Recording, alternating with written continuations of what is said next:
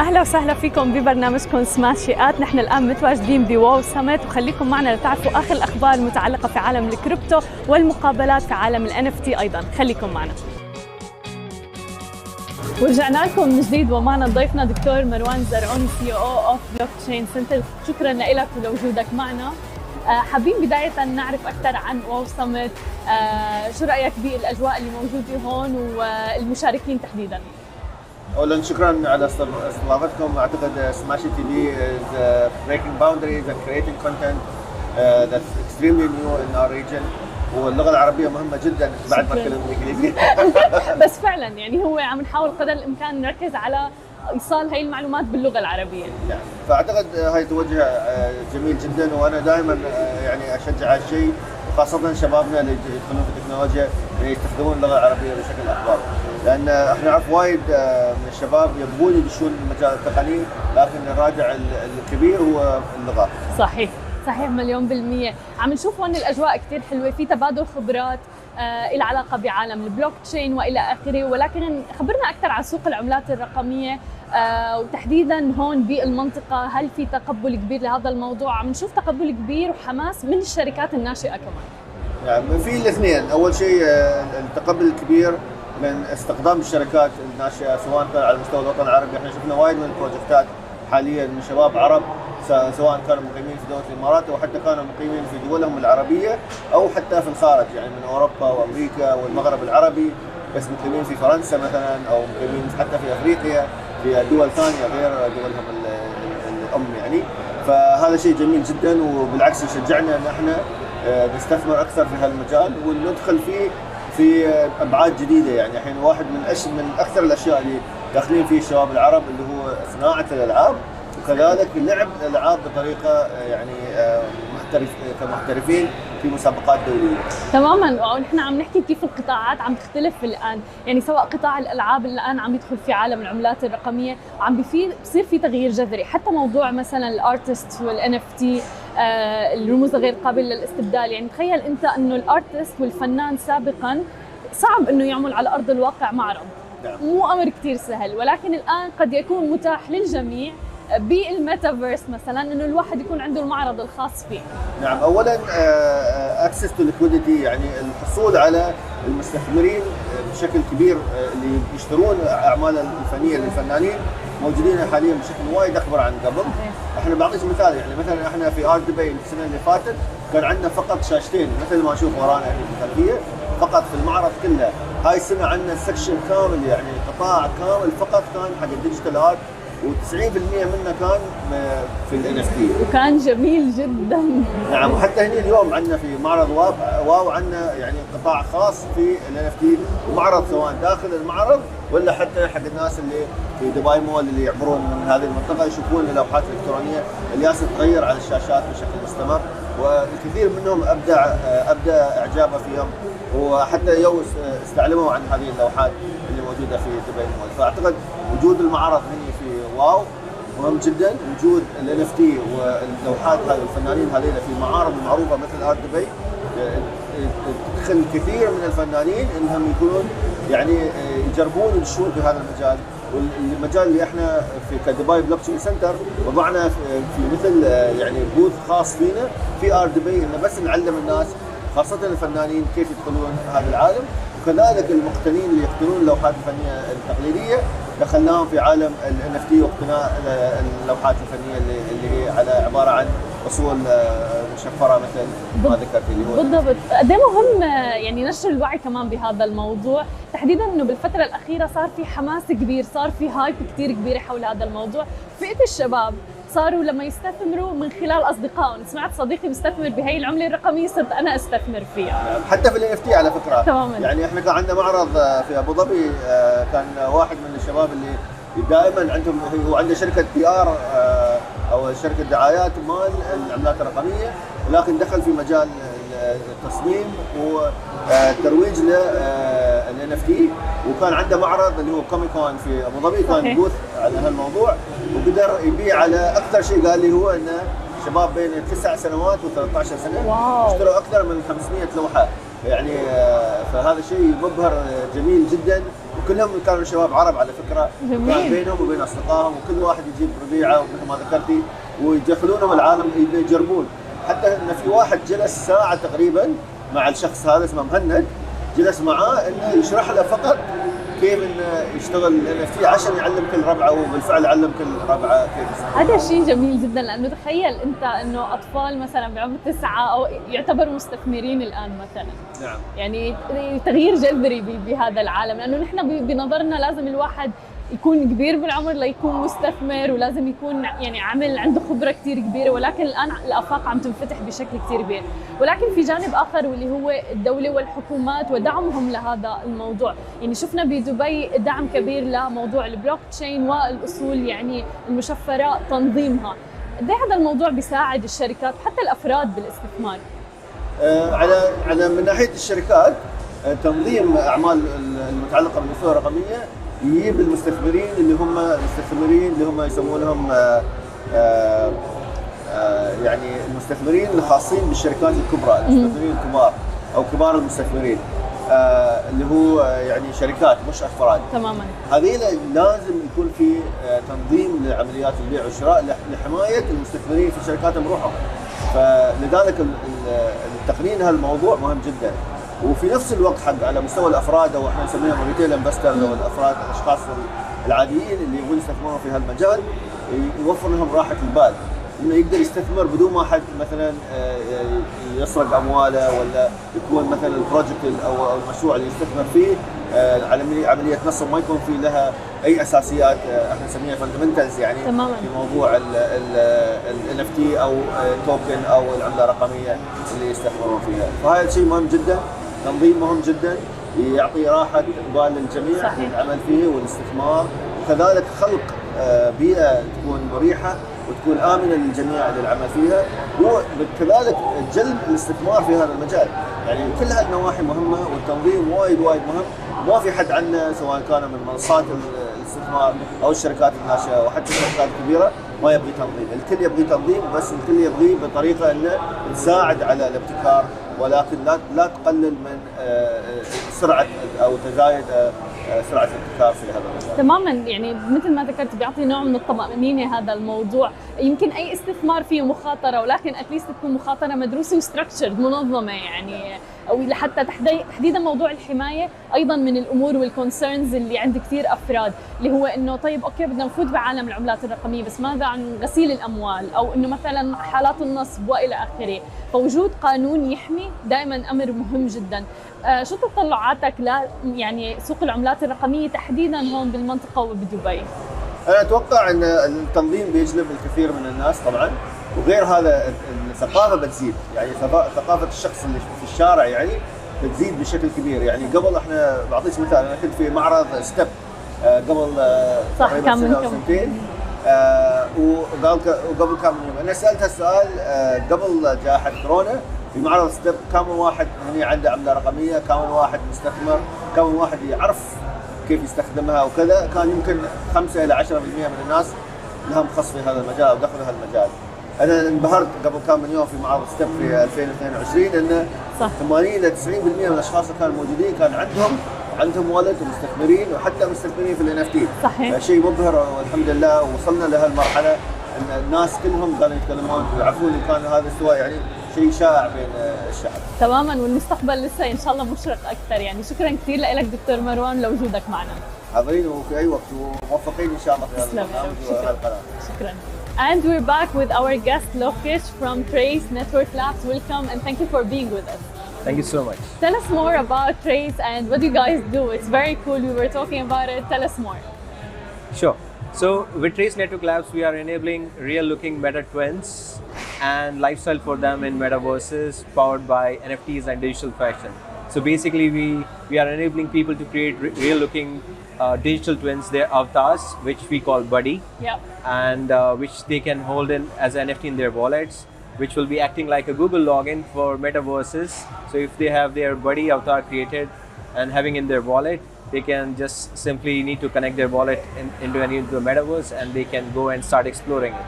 That's awesome. That's real. Did you mentioned fashion, digital fashion? So tell us more about that. Are you putting an effort into the tiniest details about avatars and the way they dress up. So basically, it's not us; it's the global fashion brands and designers who are creating these digital clothing for their people who are interested in their designs. So like we are building up a metaverse population of avatars, which is buddy avatars, and these buddy avatars would definitely be needing different clothing options because they would be in future they would be going in different metaverses for attending concerts, business meetings, meeting with family and friends, doing so much of stuff in different metaverses. So awesome. These fashion brands and designers, they are coming up with a collection which is exclusively for metaverse residents, and so far we have onboarded like almost 30 brands who are right now working on building up this collection, and which will be launched on our Bling NFT marketplace. That's really great because like it's shifting the even advertising industry and the fashion industry in a different way, because I could totally imagine that people would pay even to wear a different designer in the metaverse, for instance. So it's a normal human tendency, like everyone wants to flaunt, everyone wants to look good, like how you do in real world. Metaverse is just a reflection of the real world or things beyond that, right? So in metaverses, you will be represented by avatar, and definitely when that avatar is going for a business meet, you want that to be dressed up according to the event and occasion. So like for all these different events, one need to have different kind of a digital wardrobe for them to dress up their avatar to go and attend these events and occasions. What's the biggest challenge you faced so far in the business? Well, if I talk about challenges, the biggest challenge is right now all these metaverses are working as a closed economy, wherein it's not easy to take your NFTs over there, and because every metaverses are being built on different type of structures. Some are made on Unity, some are made on let's say your there are different tools basically. So Unreal and so because of these different standards, it's difficult that your avatars can go there and simulate all those animations and can be rendered properly. So it's all about creating a layer wherein it's the avatars are able to comply all these standard requirements. So like our avatar NFTs, the buddy avatar NFTs, which people will be minting, would comply all these standard requirements of these metaverses, so that they can easily enter there and the avatars can render the clothes which they are putting up on their avatar and NFTs, that can be rendered properly. So that was the initial challenge wherein we were finding it real difficult that how we can create something which people can carry it across different metaverses. So interoperability, which is much more required because people are going to live on multiple metaverses. So that was I think the initial challenge, but because of this challenge, this solution got built up, and that a unique offering for everyone. How was the response from people so far?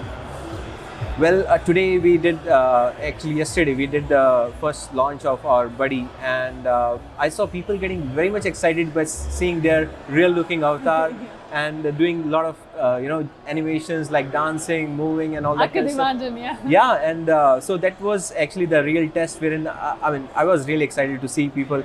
They were making their videos and they were seeing that this is our digital representation, true digital representation, because at the end of the day, even in metaverses, you would want to be recognized by how you look, right? Cartoon faces are good for some kind of Halloween parties, but when you are going to use metaverses for a lot of other reasons, to meeting family, friends and all these kind of things, you would want to carry your actual face. 100%. And when people, it's my identity, exactly. And when people actually saw these kind of avatars with the real looks, and wherein they can put different kind of clothing options on that, they can do different kind of gestures. It was pretty much exciting to see in their faces. Share with us, what are your future plans in Trace Network Labs? So in the long run, we will be enabling immersive commerce, wherein all these fashion brands will be coming up, creating their virtual stores wherein people can go and try on different designs and options which they can buy as an NFT. In future, like what normally when we talk to the brands, they are also thinking to create phygital collection wherein your collections are digital, which you can wear on your avatar, and along with that you can claim the physical clothes also from their stores. So it's all about building that experiential commerce, and the ultimate goal is to create a fashion city in metaverse where all these brands can come and start creating their own stores and fashion malls or independent stores over there. That's amazing. Thank you so much, Lokesh, for being with us, and best of luck. Thank you so much. Thank you. And we're back with our princess, Alessandra. Thank you so much for being with us. Thank you for having me, عالم. We would like to talk more about NFTs, how it's changing the world of artists right now. So can you tell us more from your own experience? Yes, a big pleasure. I'm based in Europe, in Paris, so we have a lot of galleries, we have a lot of flow into the art world, we have great museums. But what I think is going to be very impactful and most important in the world of art is the access for small villages and great artists we have in sub-Saharan Africa, in Middle East, even in countries like Brazil, that we have amazing talents but they don't have access, either to be seen or to be sold. So we're looking to working in developing social projects in places like Senegal, Mozambique, Brazil, Syria, where you do have great artists, but they never get to be seen. So the idea is to create a blockchain where they can hold all their art. Yeah.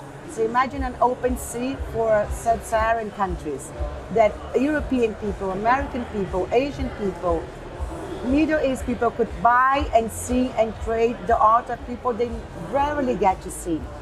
That's awesome. And honestly, I was saying, like, there are so many artists here, we have so many talents, but however, it's not easy to have your own art gallery. Like, it takes a lot of money to actually do that, and effort, and even to get the approvals. But now with NFT, you can actually have your own gallery, for instance, in the metaverse. And you can guarantee you're paid. I Yes. know it's a digital asset, but there are techniques today that you can display in a display in your house. But for the artist who doesn't have access to the big galleries, and as I said, it's extremely expensive to have an art gallery in the main cities in the world. And then the artists have to be producing constantly, and the investors are the owner of the galleries. So they don't have space to many artists. With the NFT, in my view and how I perceive the future, it's going to be an amazing place for the artists to be able to mint, but we have to find cheaper gas fees to mint these NFTs. And there are a couple of new blockchains coming, and they're a totally different system, and they're going to be cheaper because the most expensive is the minting at the gas fee now, of course, which is really high at the moment. But the moment it's lower, so the artists are going to be able to upload on blockchain their art, and we're going to be able to promote that. I strongly believe we're going to create incredible content for the metaverses and give access to many, many painters, photographers, sculptors in multiple regions of the planet. And can you imagine that? I can speak for our culture, for instance, that if kids want to be artists, they're told not to because it's not gonna pay money for their living. But however, imagine now all this concept is gonna change, and they're actually people are investing in their art. And hopefully this is gonna be real in the next 2-3 years. And so a lot of people who has no option because they have to make money some other way, they're gonna be able to keep doing art. I have so many friends who are musicians or painters, they have to have a second work so they can pay for their life. Exactly. And it's so important to have art. If you visit any region in the world, the most beautiful mosques, the most beautiful churches, the most beautiful constructions, they need artists. So we need to really support their work. And I hope everybody in this business that is growing, they understand the value. How can we support as individuals artists, especially in the crypto market and in NFTs? As individuals, you're going to be able to buy their art. If you can afford it. Yes. But you know, the most beautiful part is they can always get paid. Yeah. It's not one-time sell. It's 1 and 2 and 3. Every time in their smart contract, they're going to touch a percentage. So it's going to make, I hope for them, a good income. What do you think of the social impact this is going to have on the community, especially the poor communities? I mean, we've seen examples of social impact in microloans, especially for women. Yeah. in countries like Uganda, Mozambique, Brazil. We've been working with microcredit models, and they really are very impactful. People who work for $1 a day, they can increase their income for 2, 3, and when we talk 5, it's already a lot. So I know there is a lot of companies looking to solutions to do not use fiat currency, but use cryptocurrency. So let's take an example. Imagine if you have Bitcoin is already too expensive and it's a speculation coin. So let's talk about a real coin that has backtap, or a real object, can be a tech company like Ethereum, or can be a real estate.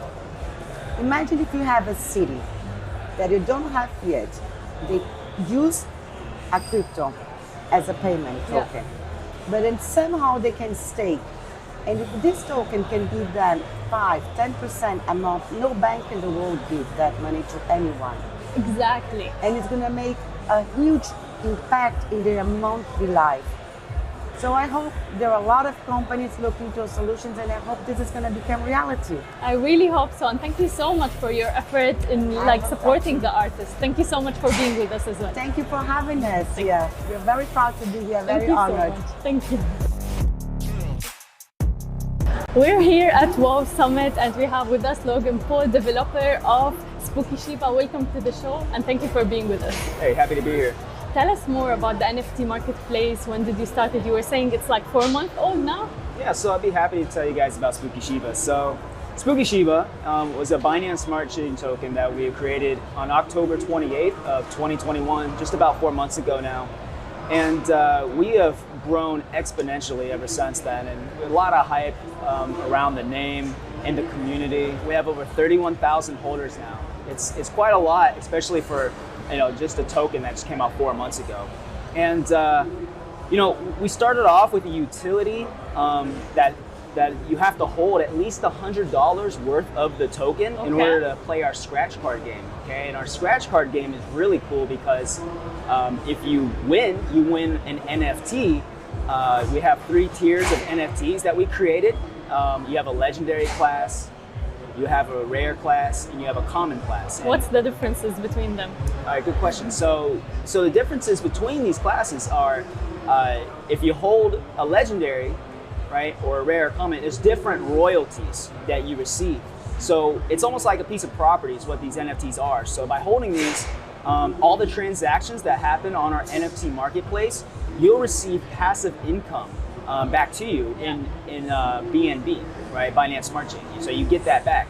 Now the cool thing about that is, so if you hold a legendary tier, right, you have there's 2 legendary tiers, or 2 legendary holders, I should say. So that's 12.5% of all the transactions that happen go to that legendary class, right? 10% of all transactions that happen go to that rare class of 20 NFTs, right? Wow. And then 7.5% of all the transactions that happen go to the common class. There's 200 common holders for the NFT. So we are actually auctioning off exclusively only 5 NFTs during this event, right? And it's going to start tomorrow, and we're going to auction off a legendary, 2 rares, and 2 commons, right? And that's going to be online, available on our website, spookyshiba.com. Nice. And you started it only 4 months ago. Only 4 months ago, and that's because of our marketing technique, right? We have some really, really good marketing. Like right now, there's a marketing PR going on, and we actually do some really amazing marketing where we trend our token. We make it what we call subliminal marketing, where it looks like there's just so much hype around this token that it's just, it's not us. So when someone comes and looks at it, they're not looking at, oh, someone's paying to be there. They're looking at, oh wow, the community is big. And we create that narrative that there's a big community. And I mean, you can just come look at it. But I have a question, like how do people gain trust and credibility in the token when it's that young, for instance? Okay, yeah, trust and credibility, right? That comes with our actions, right? It's hard for us to say, hey, trust us, give me your money, right? Exactly, yeah.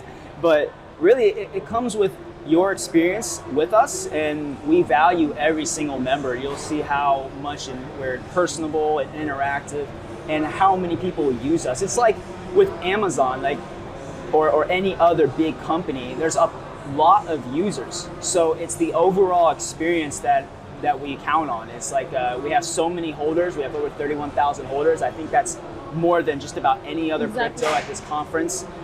You know, and when you think about that, it's like, okay, then all these holders, not any complaints. You know, what can be wrong? You know. Did you find any challenges listing it, for instance? No, actually, I was actually a marketer before this. I had my own marketing company, so I was really good. And I hate boasting about myself, guys. Like that's not me. But you know, in this specific instance, you know, I'm going to do it a little bit. So I actually am really good at being resourceful. I find people that I need, right? And I'm good at asking for help, right? I'm not a developer because I'm this tech whiz. I'm a developer because I hold those CEO business aspects, and I'm able to keep pushing forward on building and growing and bringing those people together, bringing that community together. So with that being said, the challenges that we faced were just finding the money, right? It's just getting that initial money startup. But really, you know, that's normally what the challenge is. We didn't really face that challenge because we had some big investors early on jump in and really just gave us money. Like an investor paid 80 grand just for us to be here, the top sponsor. That didn't come from our wallets. That was because the investor knows and sees what's happening. And believed in your... They believe. Yeah, exactly. I couldn't have said it better myself, right? And that's the thing, is like how you're supposed to pick what project to invest in. You know, you have to think about what kind of future that holds. And with us being a cryptocurrency, you know, we're not a service, right? We're not this specific, you know, that's not our narrative. Our narrative is that we're a community and we can build into anything. But the competition is so high, right? So how do you manage to actually be on the top and to compete with like big other tokens as well? Yeah, that's a good question. You know, how do we plan to compete? It's just from our experience. You know, for me specifically, I used to list tokens on CoinMarketCap, CoinGecko. I used to be responsible for, you know, and this is kind of, you know, a little bit a gray area for the crypto market. You call it fast tracking, you know, getting them listed. That was me. I used to be that service that gets those tokens and stuff listed. So when I came into this, I had all the resources I need to compete. I can get us trending on CoinMarketCap, DEX tools. I can get us listed on major exchanges, even crypto.com, you know, and it all just comes down to one major factor. It's just money. How much money can we accumulate? So, hey, if you think that we have the resources, you think that we have the capabilities of being one of the top cryptos, jump in. Okay, then what are the future plans? Where do you see the NFT marketplace, and especially for Spooky Shiba? You know, I'm a big believer in people, you know, like our interaction as a people. Like no one really wants to sit at home. I mean, I guess we're all little introverts and extroverts, you know, in a way. Like when we're around people and people love us and appreciate us, and you know, we want that. We want that acceptance. And when you're in Spooky Shiba, you know, you're accepted as a part of our group, right? And we want you to come and enjoy, you know, and party with us and appreciate the community that's here and get to know one another. So, like we're here in Dubai, you can go to our stand. We have some of the most, you know, team members here, and that's because we really do focus on, you know, community. And so our future. At 100 million market cap, we're taking all the exclusive investors. So we have an exclusive investor group. If you hold at least 500 trillion tokens at this moment, you are included into this exclusive investor group.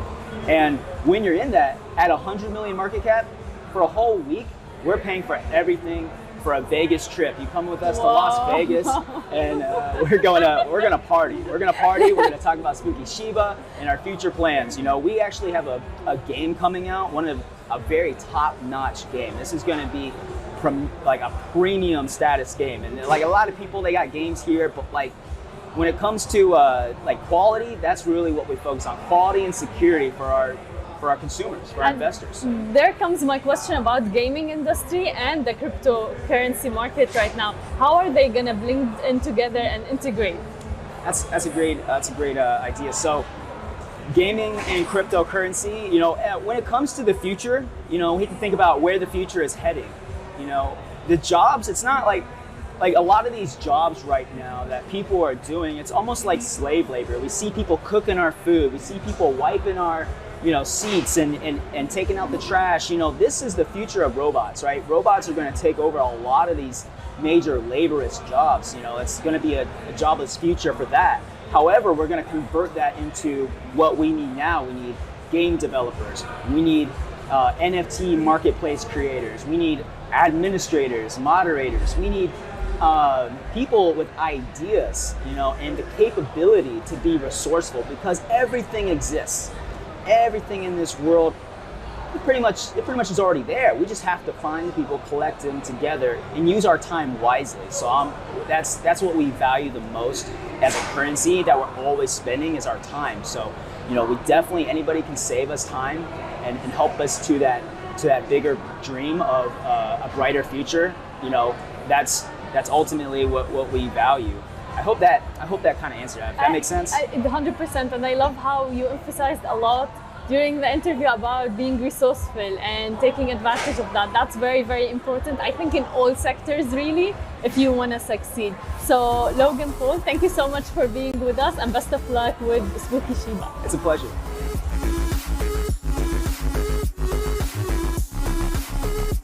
And we're back with our guest, Andre from Nodamatics. Welcome, and thank you for being with us.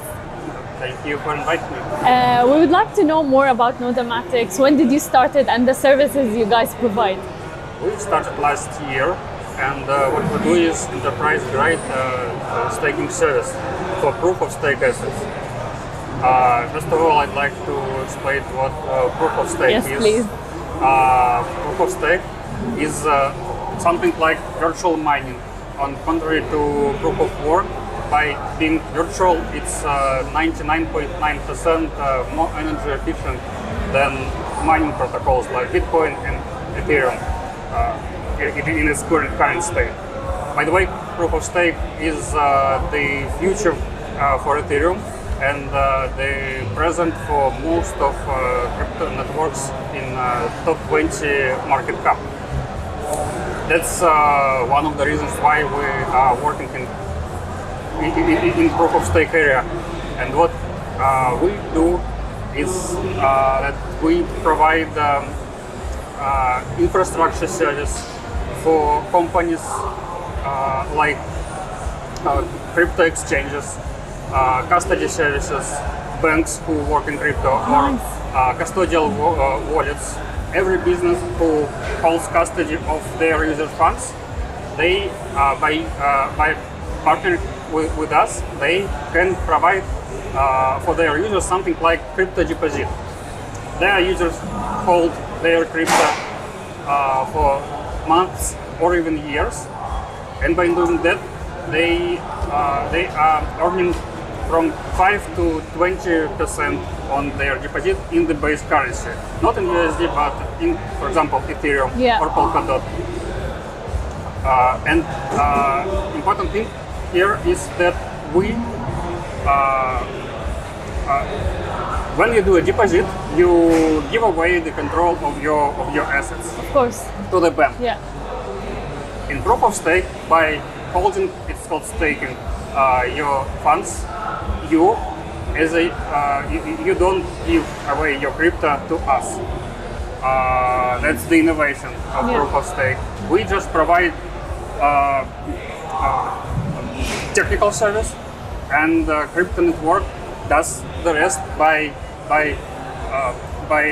confirming that we've agreed that that you trust us to do this service, and you give us this virtual mining power, but you still own these funds, and we don't.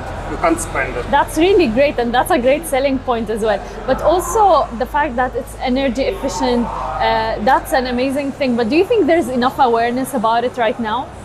Sadly no, sadly no, but especially considering that it's really present of most of cryptocurrencies. Yeah. For example, Polkadot. Everyone knows Polkadot. Of course. Some people here who who work with cash and crypto exchange, they usually use Tron, which is also proof of stake network.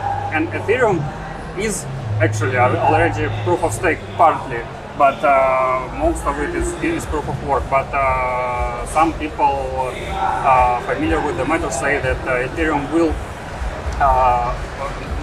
will abandon proof of work in this year. Wow, okay. Yes, and this will reduce emissions a lot.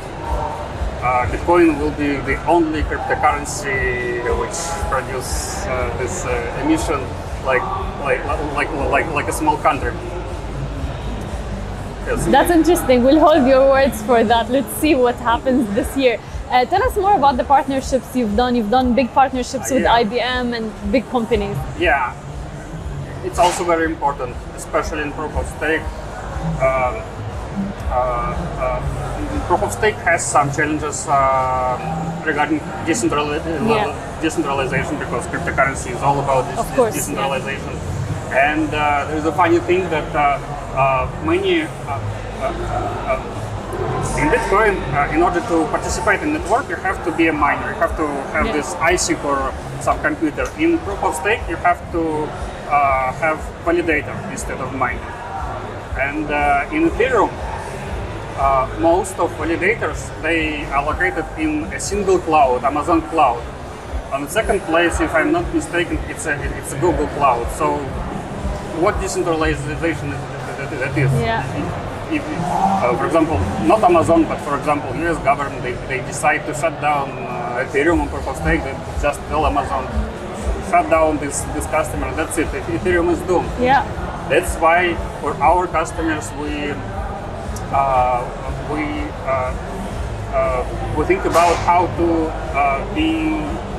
diversify the infrastructure providers. We keep our validators for our customers in IBM Cloud, which keeps very small share of the whole validators market primarily. But sometimes, if our customers wants to have to host their validators in not a single cloud or even not cloud per se, we spread their validators to the data centers which provide bare metal service, and that's it. Sometimes even our customers there they own their own data centers, and for that we have solutions which allow to deploy validators near the infrastructure which serves their core business. But that's a big challenge you guys are overcoming, and that's really great effort from you. Thank you so much, Andrea, and thank you for being with us. Thank you. Thank you. And we have with us now Thomas from Tattoo Money. Welcome and thank you for being with us. My pleasure. Thank you for having me. Thank you. Tell us more about Tattoo Money. We're talking off air about it, but share the story with us. Yeah, basically, I'm a tattoo artist with like 2 decades of the history of my tattooing career. And I became a crypto investor a while ago. And I decided to give a choice to my customers for the payments, you know, so they are able to decide if they want to pay with the cash, bank transfer, or the crypto. And to make it more easy, we have just founded the Tattoo Money token, and we have just created the organic community around our tattooing that they are able to pay for our service. So that's. When did you start it? We have developed the token in 2019, but actually we founded the company like a year ago, and we started to tighten things up because we have seen that there is a strong potential and in this upcoming crypto market, as well as a tattoo NFT platform, which has been developed and is going to be released actually this week. Nice. Which is giving us the first organic use cases for the NFTs, minting and stuff like that. We will be able not only selling the digital art itself just for fun, there's going to be the real use case, because I will be able, as a tattoo designer, I will be able to mint my own design and get it exposed, get it paid for a tattoo session, and after the customer, the owner, the final owner of the NFT on his wallet will be able to get the tattoo from me.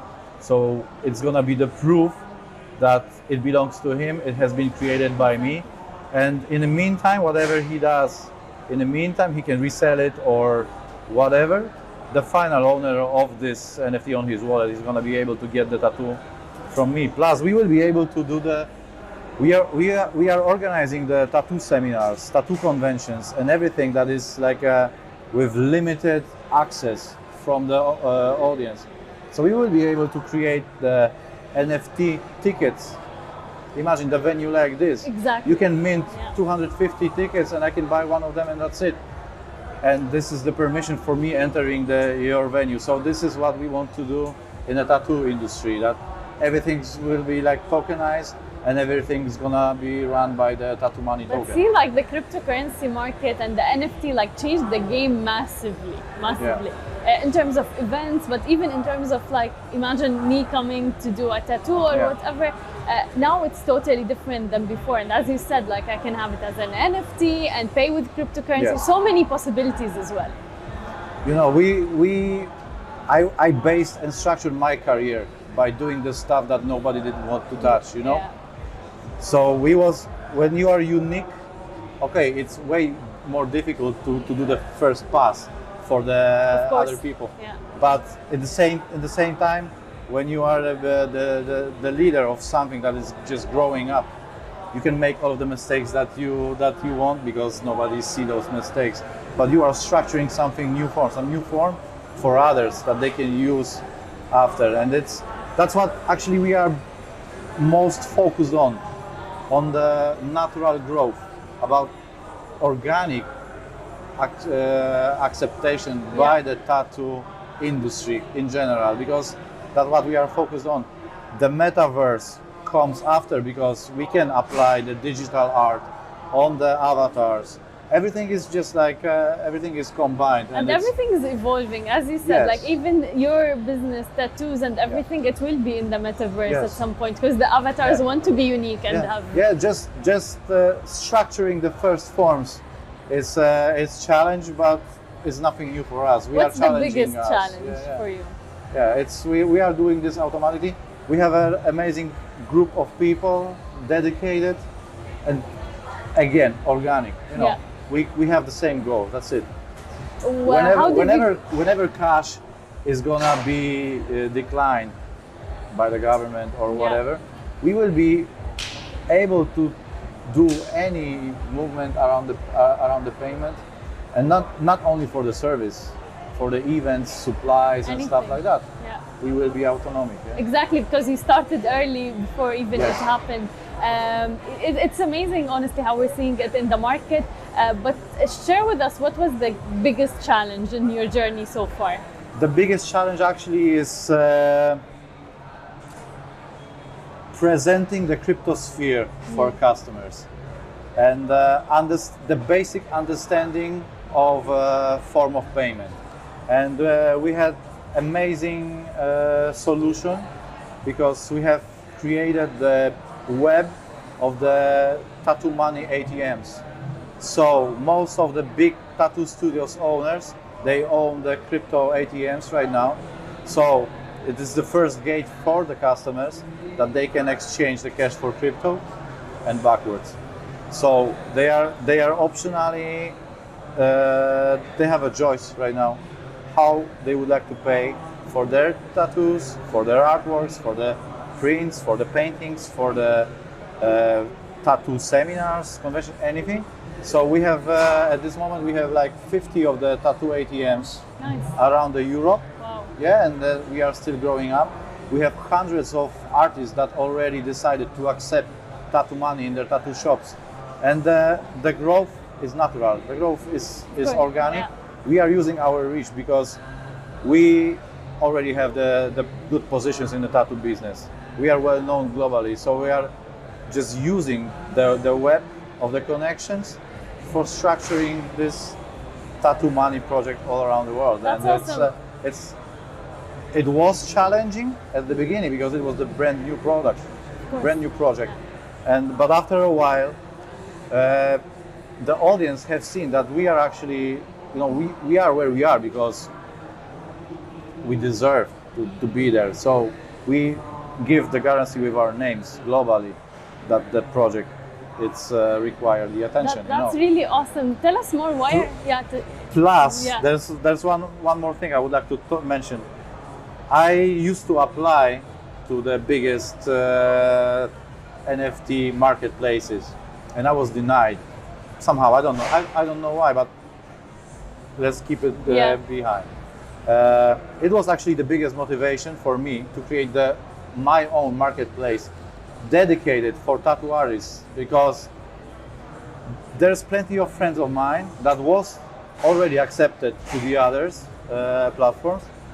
The thing is, they have no audience over there. They are unknown artists over there. There's plenty of the digital artists, and they are not able to get through what we are giving to the tattoo world, tattoo industry. We are giving their own marketplace that they will be able to mint, buy, sell, and use our own token for the transaction in one space. Yeah, exactly. So anything related can be done over there. And that's great that you did not let that stop you or demotivate you, for instance. Actually, it motivated me more than demotivated. But that's the nature I am. You know, that's the person I am. Yeah. I am where I am because of that, because my strong motivation and strong high profile. That's really horizons. good. Tell us more. Why are you here in WOW Summit in Dubai? We know how to structure the company popularity, because that's what we are doing in the tattoo business as well. We are attending the biggest tattoo conventions to get exposed, to win the awards, to catch the visibility. So that's actually nothing else that we got used to do. You know, in my professional career, I've been doing around 25 tattoo conventions a year. So every second weekend, I've been in a different place in the world. And that's nothing else. Actually, it's way easier because it's just growing up. Yeah. You know, tattoo business has been developed since last 20, 25, 30 years. And cryptocurrency business is a fresh, brand new. Plus, we are doing something in the tattoo industry that nobody did before. Yeah. So the steps that we are doing, it's our steps. It's not something that we need to rush because there's nobody else doing the same thing. So as I told you, the privilege of time. The same thing. We can do all the mistakes that we need. Exactly. Because it's not gonna be visible, and we can retouch them immediately. Yeah. And because the project is done by the artist for the artist, nothing else. We actually has created for us the marketplace and the new environment that we will be dealing with, and that's it. That's amazing. Nothing more secret. Exactly. Thank you so much, Thomas from Tattoo Money, for being with us. Thank you so much. Hopefully next year we're gonna see here each other again. Inshallah. Thank you. شكرا لكل الناس اللي تابعتنا ببرنامجكم سماشي @WOW Summit. حكينا عن كل الامور المتعلقه في عالم العملات المشفره والرموز الغير قابله للاستبدال. خليكم معنا وتابعونا بحلقه جديده.